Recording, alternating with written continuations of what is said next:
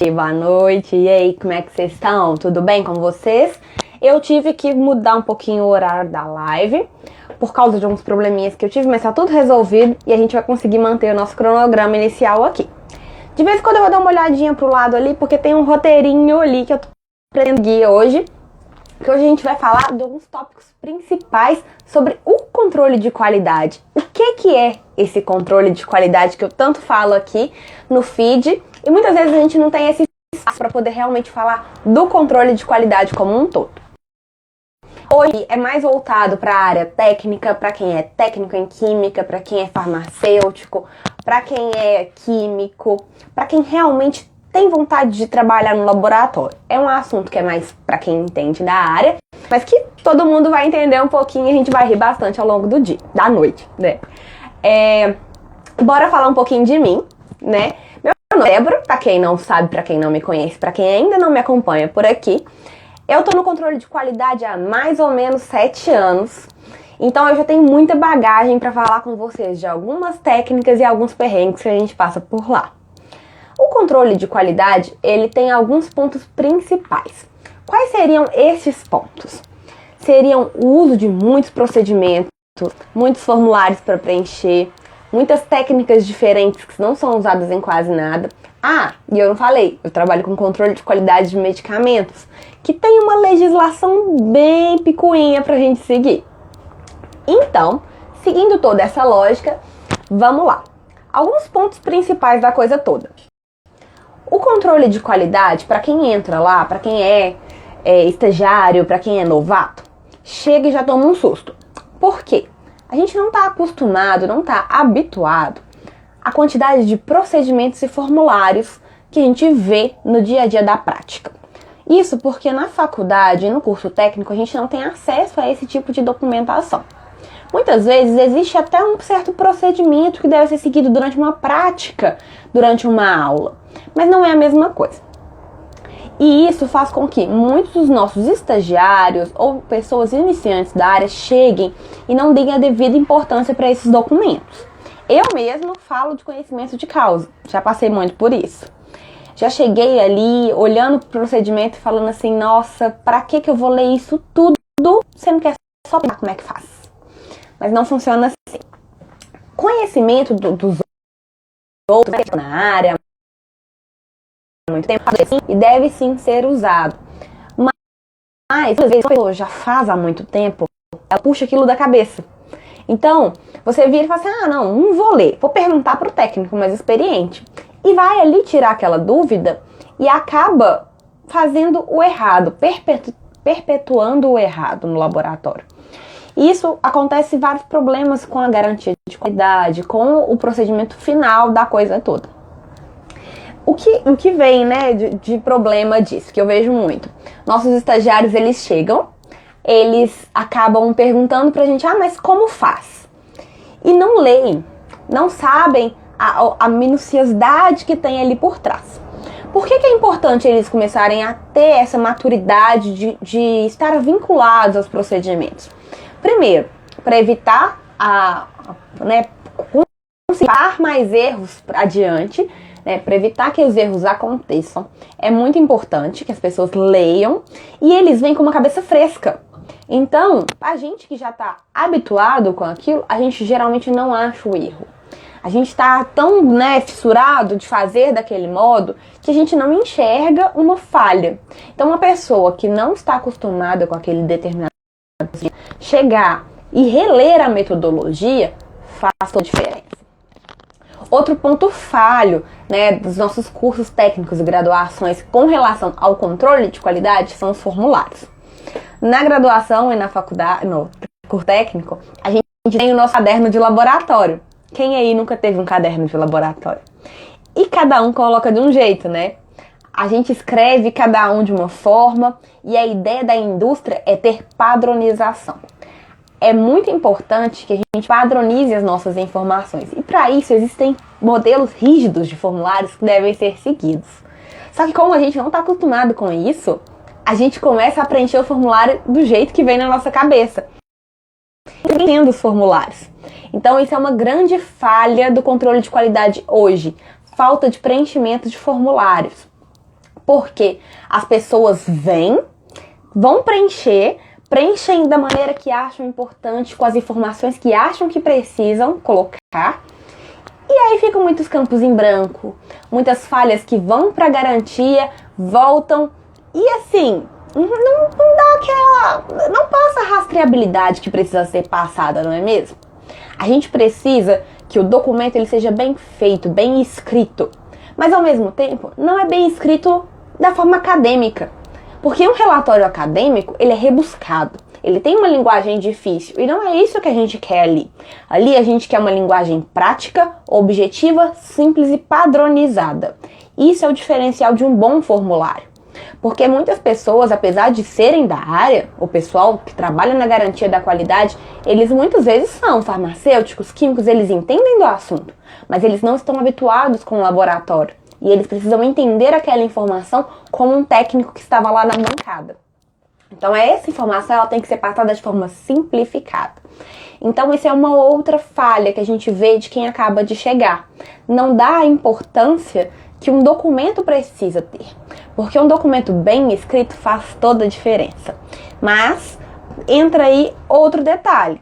Não é só um documento bem escrito. Ele deve ser preenchido na hora da análise. Não é igual um relatório que você faz depois. Você tem que fazer o seu preenchimento de formulário durante a sua análise. Isso que garante a rastreabilidade, é você escrever as informações do que você realmente está utilizando. Você vai ter rastreabilidade das suas informações quando você pega o formulário e coloca ele do seu lado na bancada. A partir do momento que você usa um balão, você registra aquele balão. Você pega um reagente, você registra aquele reagente. E essa rastreabilidade é importante para o caso, por exemplo, de um acontecimento que já aconteceu comigo, que é usar um reagente vencido, por exemplo. Você pega o reagente e deixa para anotar depois. Faz toda a sua análise, o importante é entregar. E aí chega no depois, na hora de entregar, seu reagente estava vencido. Esse tipo de retrabalho é uma falha do analista, que não adianta nada. Porque a gente acha que a gente está adiantando o processo. Se eu fizer análises mais rápido, eu vou liberar, vai ser muito melhor para o controle. Mas não é bem assim. A informação é tão importante quanto a análise. É a informação que vai adiante. Então, sem a informação, minha análise não serviu de nada. Então, a gente tem que ter muito cuidado para esse tipo de economia porca, né? Porque a gente acaba muitas vezes acreditando que a gente vai economizar tempo, agilizar a análise, sem tomar cuidado com a qualidade da nossa entrega. Então, seguir um procedimento à risca, ler o procedimento durante a análise, não fazer da cabeça, preencher o formulário na hora da análise, são pequenas atitudes que em um primeiro momento parecem que demandam mais tempo, mas que depois você consegue avaliar. Nossa, foi uma melhoria, foi ótimo ter feito dessa maneira. Então, são alguns pontos do controle de qualidade que são essenciais e que a gente não vê na faculdade, que é a área de documentação. Outro ponto muito importante é que a gente chega querendo saber as técnicas mais diferentes. Quando a gente sai da faculdade ou do curso técnico, a gente tem pouco acesso aos equipamentos. Porque, realmente, né, são muitos alunos e poucos equipamentos. São poucos os que realmente põem a mão na massa. Então a gente chega ali com sangue no olho. Quero ver o equipamento mais chique, o melhor. Quero fazer o máximo possível. Mas a gente esquece. E aí, lá no meu laboratório, a gente tem uma máxima de colocar os estagiários primeiro nas atividades mais simples. E aí já aconteceu muitos casos de estagiários falar assim, não, mas isso é serviço do técnico. Um estagiário em química que chega no laboratório e fala, não, mas eu não vou fazer isso. Isso é um serviço do técnico. Então, você tem que primeiro se colocar em um lugar em que você, sem experiência, acabando de chegar no laboratório, você pode sim estar no nível do técnico ou em um nível até mesmo inferior. Um técnico que tem mais experiência, ele com certeza ele é o melhor profissional que você naquele momento. E aí, um outro ponto é, você, químico, farmacêutico, você está entrando ali para ser supervisor. Então, você precisa entender o serviço do técnico. Como que você vai entender o serviço do técnico se você não sabe nem qual que é? Se você não sabe fazer, Se der algum problema, como você vai corrigir uma coisa que você não domina? Então tenha humildade para entender o serviço do outro. Eu falei, né, do serviço do técnico, mas tem o lavador de vidrarias. Você tem que entender todas as etapas do processo do seu laboratório com humildade, aceitando a opinião de quem já está ali há mais tempo. Porque não adianta falar, eu aprendi assim na faculdade. A faculdade é muito diferente do mundo real e a gente sabe muito bem disso. Quem nunca trabalhou chega com uma visão meio diferente. Eu já cheguei com essa visão. Eu já fui essa pessoa novata que chegou querendo mover mundos e fundos. E você aprende na marra que a academia não funciona do mesmo jeito que a indústria. A academia é muito teórica. Na teoria, tudo funciona, o papel aceita tudo. É uma máxima que a gente tem. Mas na prática não funciona assim, não. Então, quem está chegando agora no laboratório tem a humildade de fazer o simples. Faça o simples bem feito. Calibrar uma balança é a coisa mais simples que tem. Mas quantas vezes você calibrou a balança no curso técnico e na faculdade? Me fala. Porque geralmente na graduação a gente chega e a balança já está calibrada. Quando ela é calibrada? Porque muitas vezes a gente não sabe nem a importância que esse procedimento tem para o nosso processo.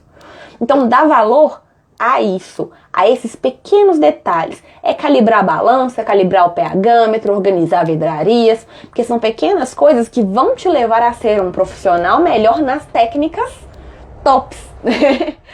Como a gente diz, você quer mexer no HPLC? Tá, mas qual que é a etapa antes disso? A etapa antes disso é um preparo de amostra. O preparo de amostra envolve a balança que você não quis calibrar.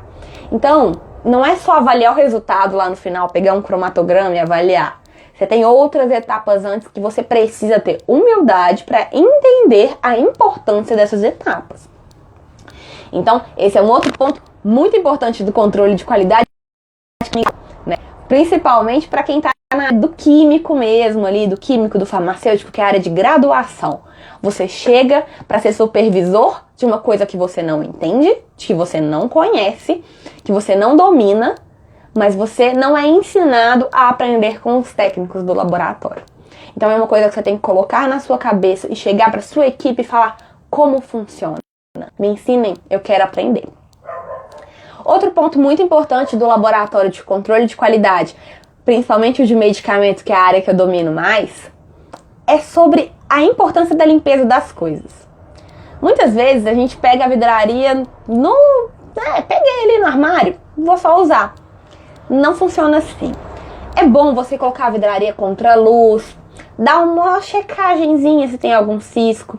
Se a vidraria é muito velha, ela tem algumas ranhuras. Essas ranhuras podem grudar a sua amostra ali. Então você tem que fazer uma análise crítica, visual, das vidrarias que você utiliza. Essas vidrarias, elas têm que possuir uma certa limpeza para garantir o seu resultado. Porque nada pior do que um retrabalho por causa de sujeira. Você custa para poder descobrir de onde esse retrabalho veio. Porque a vidraria é uma das últimas coisas que você suspeita. Você acredita que seu processo de lavagem está ótimo, mas muitas vezes ele pode ser o responsável do seu reteste. Então é um ponto muito importante do laboratório avaliar a limpeza das vidrarias, principalmente quando não é você que executa. O nosso laboratório são vários técnicos e ainda tem uma pessoa responsável pela limpeza. Eu não sei o que o outro técnico fez, eu não sei com que aquele balão foi usado.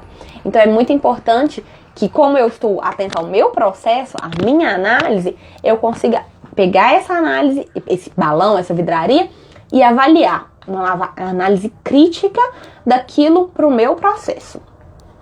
Então, tendo falado isso, são alguns pontos importantes do laboratório, né? Vamos recapitular. Falei aqui da importância de seguir os procedimentos no passo a passo, a importância de preencher os formulários durante a sua análise para garantir a rastreabilidade da coisa toda. Também falei a importância do básico. O básico importa. Você tem que ser humilde para entender o básico, para ser melhor, muito melhor profissional naquilo que você acha que realmente merece a sua atenção. E agora falei um pouquinho sobre as vidrarias. Além disso tudo, o controle de qualidade ele é responsável por algumas análises, alguns pontos críticos da produção. O controle de qualidade ele é responsável pela análise de matérias-primas, de água, da água de todo o sistema, onde é o processo produtivo, onde aquilo acontece. Ele é responsável pela análise de limpeza de todo o maquinário, toda a área limpa envolvida nessa produção. Além disso, ele é responsável também pelas análises microbiológicas e biológicas, em alguns casos, né? Alguns casos não tem análise biológica. No caso de onde eu trabalhei especificamente, tem, além disso, esses dois setores. Além disso, a gente tem uma parceria muito grande com a garantia para liberação do nosso produto final. Então, essas são as etapas em que o controle de qualidade atua. Ele, antes de tudo, ele é um parceiro da fábrica. Sem o controle de qualidade, a fábrica não anda e a fábrica não libera resultados. Então, tendo em vista isso, a gente tem a noção da importância do controle para a indústria. Pegando essa importância, a gente consegue separar as análises principais, igual eu comentei, da análise de água e da limpeza da fábrica, da área industrial, onde vai ser feito de fato a produção. A gente tem que essa água que vai ser usada, ela tem alguns critérios muito rígidos, que seguem uma legislação dependendo de cada tipo de controle que você faz. Ela possui a mesma rigidez, só que os critérios podem ser diferentes dependendo da aplicabilidade dessa água. Parece uma análise super simples, mas é a análise que a gente mais faz no laboratório, porque faz parte de todos os processos. A gente usa a água desde esquentar uma caldeira, usar num autoclave, até mesmo para realmente produzir. Então, pode parecer muito simples, mas o sistema de água do laboratório ou da produção, ele é uma peça fundamental que deve ser muito bem cuidado. Sendo, né, essa necessidade tão bem avaliada, a gente consegue colocar ele como a nosso principal produto do controle de qualidade atualmente. O principal produto do controle de qualidade é garantir que o sistema de água esteja em pleno funcionamento, atuando de forma direta com a indústria e com a garantia de qualidade para que esses resultados sejam sempre bem avaliados e que o sistema mantenha-se sempre em pleno funcionamento. Passada toda a etapa de limpeza e de água, a gente passa para a etapa de matéria-prima, que envolve a amostragem. A amostragem, ela é uma parte importante do controle de qualidade porque ela também é cheia de critérios. Uma amostragem mal feita pode te levar a um resultado ruim, no fim das contas. Essa amostragem, ela tem alguns parâmetros que são definidos pela legislação e alguns parâmetros que são definidos internamente. A ideia aqui é que a amostra seja estatisticamente uniforme, de forma que eu consiga avaliar toda a minha, ou todo, a partir de um pequeno pedacinho. Sim, com certeza, Jonathan. O sistema de água é o coração do laboratório e da produção. Ele tem uma importância muito grande mesmo. Aí a gente vem para a amostragem, a gente pega também as pequenas falhas que podem ter ali. Uma amostra, quando ela é mal armazenada, vamos supor que ela fique em um galpão onde ela vai absorver umidade. Essa absorção de umidade, ela precisa ser pega na amostragem para mostrar que existe uma falha no processo de armazenamento. Esse resultado, ele tem que ser visto. Se ele não é visto no controle de qualidade, ele vai ser pego na produção. Por quê? Essa amostra úmida, ela vai apresentar uma má homogeneização no futuro. Então, é uma falha de controle de qualidade esse problema de amostragem. Então, a gente tem alguns pontos principais que devem ser sempre avaliados. A amostragem, ela tem que ser representativa, ela tem que ser estatisticamente significativa para o todo. E uma coisa que acontece muito pra gente lá onde eu trabalho é que muitas vezes a nossa amostragem são frascos de reagente. Os frascos de reagente pra gente, né, algumas amostras vêm em barricas, outras vêm em tonéis. Em alguns casos, por exemplo, o fenol, ele vem no mesmo garrafa de reagente que é pega ali, numa loja, logo ali. Então, é muito importante entender que a amostragem, né, no caso do fenol, que ele vem já nos frascos propriamente ditos, ela é feita tirando um frasco.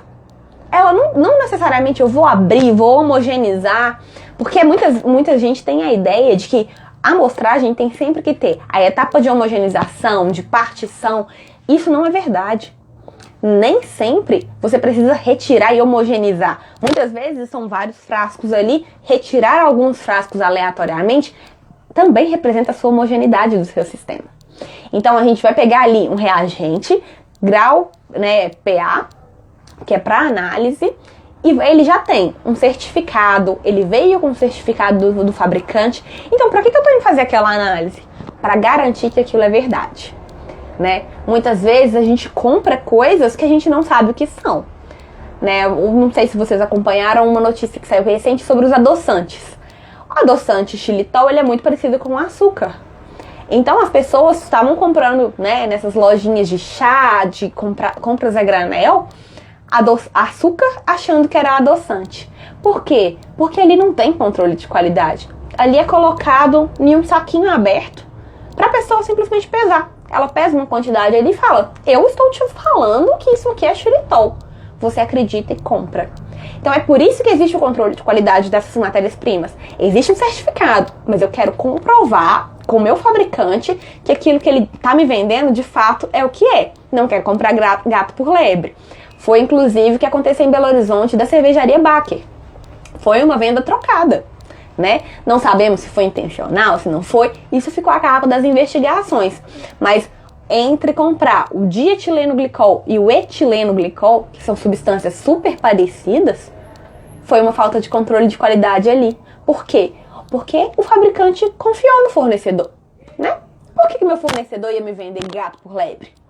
E muitas vezes isso pode acontecer por causa do preço do insumo, por causa de falha mesmo, pode acontecer uma falha, pode acontecer uma degradação.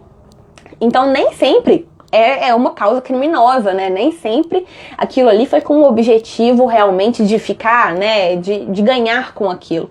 Mas sempre isso causa um problema no futuro. Então é bom a gente ficar muito atento à necessidade do controle de qualidade bem feito para poder definir se aquilo que a gente está comprando realmente, de fato, é o que é. Então, essa é uma outra função do controle de qualidade. Saindo aqui da área da matéria-prima, a gente consegue ir direto para a produção. Durante a produção, também podem acontecer algumas falhas que o controle é responsável por fiscalizar. Essas falhas são fiscalizadas durante são análises intermediárias, assim dizer. A gente vai na linha produtiva, retira pequenas amostras que vão ser analisadas no final e faz alguns controles. Esses controles são, por exemplo, né, o medicamento que ele tem que ter 30 em um frasco, a gente tira uma amostra e confere se de fato estão 30 ali. Se eles não têm nenhuma quebra, se eles não têm nenhuma rachadura. Para que isso? Para que eu consiga pegar durante o processo. Esse controle do processo garante que eu não tenha uma perda muito grande no final. Porque se eu descobrir a falha só no final, talvez eu tenha que voltar a linha inteira. Então, existe um tempo programado em que as pessoas da fábrica, que são responsáveis pela produção, fazem um controle. E existem também um tempo programado que o pessoal do controle de qualidade vai lá, que é uma pessoa de fora com outro olhar, e tira pequenas amostragens disso. Isso é uma outra função do controle de qualidade, garantir que o processo produtivo corra bem. Tirando tudo isso, essas amostragens do meio do caminho, a gente chega realmente na parte final de fazer a análise do nosso produto terminado. Essa análise do produto terminado é o que realmente garante ao consumidor a qualidade do que ele está recebendo. Então, no meu caso, que são medicamentos, eu tenho que garantir que a dosagem daquilo que ele recebe realmente está boa. Porque, imagina, eu comprei 20 miligramas de um medicamento, só me chega 10.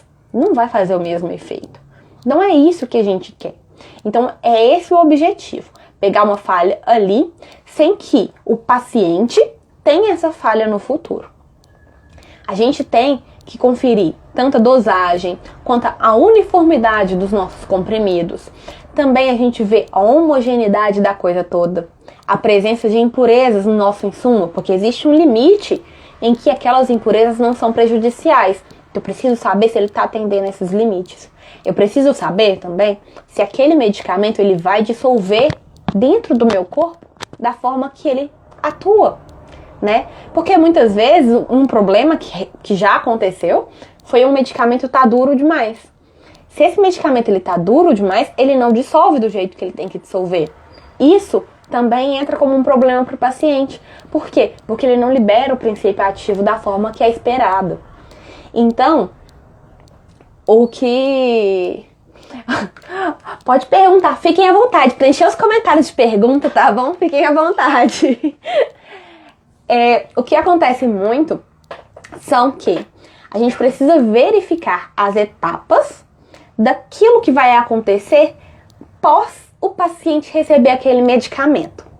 Então, a gente simula isso em laboratório. A gente simula uma ação intestinal, simula uma ação do estômago, simula a absorção de dosagem. No caso de vacinas, por exemplo, a gente tem que testar o volume em que vai sair na seringa. Então, a gente simula a ação de um enfermeiro, porque ele tem que retirar da seringa a quantidade que a gente tá falando que tem, né? Então, para isso, a gente tem que avaliar, nossa, então essa ampola de vacina precisa de um quantitativo um pouco maior para que na agulha saia realmente aquilo que eu tô falando, para não faltar, para não chegar a faltar uma dose. Então, esse é o objetivo do controle, evitar ao máximo que venha ter um problema no paciente no futuro. Mas e se um problema acontecer? Porque tem essa etapa também. A gente vê muitos casos que sim, hoje em dia tá até bem menos, mas para quem acompanha mais a página da Anvisa, vê que tem muito recalque de algumas coisas. Então, eles acabam voltando atrás em algumas coisas, algumas dosagens. Por que que isso acontece? E quando isso acontece, o que que acontece de fato, né? Caso algum paciente venha a ter algum problema e ele reclame com a Anvisa, fala assim, nossa, aqui, liguei pra lá e não funcionou, o medicamento deles é farinha, né? Um caso que me veio aqui agora foi do anticoncepcional, que era farinha. Aqui, tô tomando anticoncepcional e engravidei. E aí? Pra quem que eu vou reclamar? Em um primeiro momento, você entra em contato com a indústria farmacêutica que te forneceu o medicamento. Ela vai tomar as devidas medidas para fiscalizar aquele medicamento. Como que ela vai fazer isso? Existe armazenado um controle, uma amostra de controle. Essa amostra de controle é aquele mesmo lote que você adquiriu comercialmente. Então, essa amostra de controle é o que vai falar se realmente a amostra deles está com problema ou não. Você falou que a dosagem não funcionou. Eles vão pegar aquele medicamento de controle que está lá guardadinho, vão testar. Fala, olha, realmente passaram 3 anos da validade, não deu boa resposta. Eles vão te procurar para indenização. É um ótimo exemplo. Provavelmente os anabolizantes... Gente, tô lendo um comentário aqui que tá falando sobre encher a seringa com anabolizante e a dosagem não corresponde ao ml que tá comprado, né? Isso tem 2 pontos. Um dos pontos é a seringa que for utilizada é recomendada pelo fabricante, porque se você usa uma seringa muito maior para tirar um quantitativo menor, muitas vezes o líquido escorre pelas paredes da seringa e aí fica parecendo que o quantitativo é um pouquinho menor mesmo. Outro ponto é que o controle de qualidade deles pode não ser tão bom assim. E aí entra, no caso, né, principalmente das substâncias ilegais, adquiridas comercialmente por aí, que a gente sabe que o pessoal consegue adquirir. Não tem pra onde você reclamar. Com quem que você vai reclamar disso? Você vai falar assim, olha, liguei na Anvisa aqui pra poder reclamar do anabolizante que eu tomei. Não vai acontecer, né? Provavelmente você ainda vai responder por isso legalmente. Mas entra muito nisso, a importância do controle de qualidade, e isso encarece o produto. Um controle de qualidade bem feito, ele não é barato. Um controle de qualidade demanda muito pessoal, muitas horas técnicas, muitas horas trabalhadas, muitos equipamentos estão envolvidos ali. Então, a hora técnica, ela é cara. Então, a gente tem que ter em mente que um produto de qualidade, ele é mais caro por causa dos processos que estão envolvidos ali. Então, eu estava falando, né, do estudo, o que fica guardado, armazenado para um estudo futuro. Você tem que ter um espaço para uma armazenagem de estudo futuro. Isso também já não é barato. Sei. Armazenar coisas, né, não é uma coisa simples. Então, a gente tem que ter sempre isso em mente. ter essa parte do processo, de garantir a estabilidade do seu material que já foi para o mercado, é uma parte importantíssima, que garante a qualidade ali, mas existe um custo envolvido por trás disso.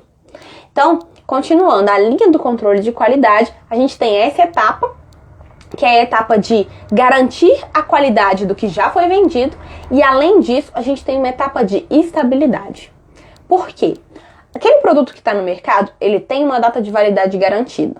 Não é interessante para a indústria que essa data de validade seja muito extensa, porque a ideia da indústria é vender. Mas muitas vezes os produtos têm uma data de validade muito curta, que a indústria não consegue produzir a tempo. Então ela consegue aumentar esse prazo de validade por meio de estudos de estabilidade daquele produto.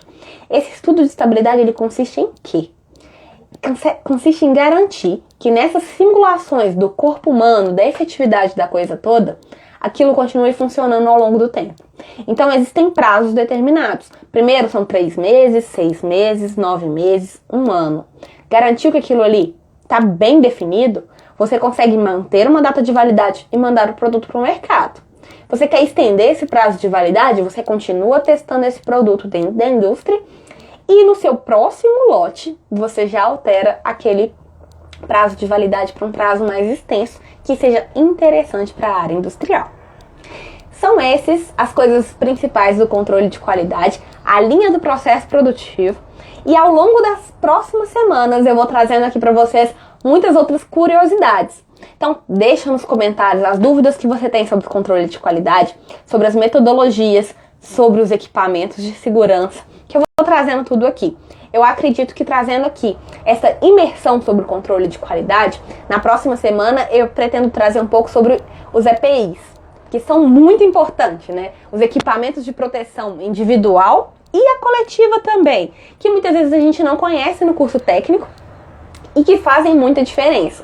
Então eu pretendo trazer isso pra gente na próxima semana, sobre os EPIs e EPCs, modo de usar e quais as análises mais perigosas do laboratório, para vocês virem acompanhando de dentro um pouquinho do que é realmente o mundo da química. Espero que vocês tenham gostado bastante. Deixem muitas dúvidas aí, podem deixar nos comentários. Vou deixar uma caixinha, né, nos stories, que vocês vão perguntando as coisas, eu vou respondendo por lá e a gente vai batendo papo. Muito obrigada pela presença de vocês. Até mais, até a próxima!